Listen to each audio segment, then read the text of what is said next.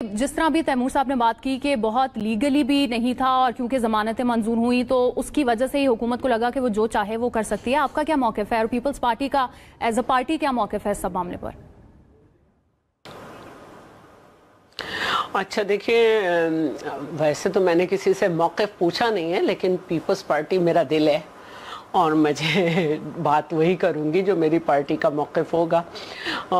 मुझे मालूम नहीं था, तैमूर साहब की ज़बानी ये सारी बातें पता चली हैं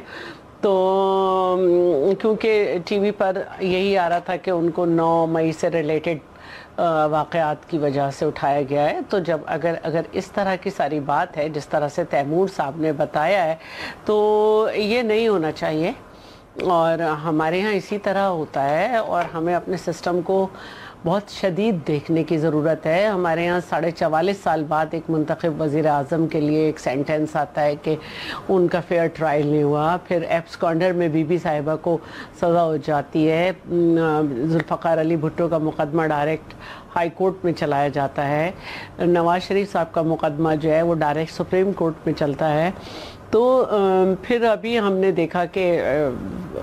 एक मुकदमा ऐसा भी बनता है कि फरियाल टालपुर साहिबा की बैंक 1 करोड़ रुपए की ट्रांजैक्शन है बैंक टू बैंक, लेकिन उनको जेल में रखा जाता है। फिर पता नहीं कौन से मुकदमे की वजह से कौन से कानून के तहत उनको 12 बजे नैब जिसने हॉस्पिटल में दाखिल किया था वो चांद रात पे घसीट के ले जाती है। और ये हमने इसमें भी देखा कि शाह महमूद कुरैशी साहब भी जो हैं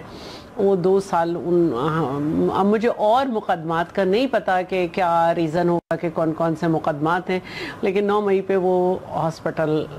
में अपनी वाइफ के साथ थे। तो अगर इस तरह की बात है इन केसेस में भी, क्योंकि मुझे बिल्कुल नहीं मालूम, लेकिन तैमूर साहब बात कर रहे हैं पूरा पाकिस्तान पूरी दुनिया में जहाँ जहाँ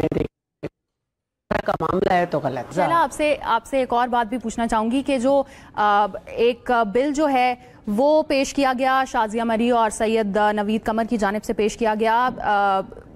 और नेशनल असेंबली जो है वो डिवाइडेड है। जो लॉ मेकर्स का बिल है, जो एसेट सीक्रेट रखने वाला बिल है, तो इस पर भी मौक़िफ़ बताइएगा क्योंकि PMLN और PTI जो हैं वो दोनों एक पेज पे हैं। PPP का इस पर क्या मौक़िफ़ है? देखिए, 2 मेंबर हैं उनकी तरफ से ये बिल है, ठीक है, और 2 मेंबर की तरफ से बिल है और ज़रूरी नहीं है कि पार्टी का भी इसमें विजन हो, लेकिन अगर पार्टी का भी विजन है तो बिल है ना, और उसको असेंबली में लाया जाएगा और उसके बाद अगर उसको सपोर्ट नहीं मिली तो ओके, नहीं आएगा फिर।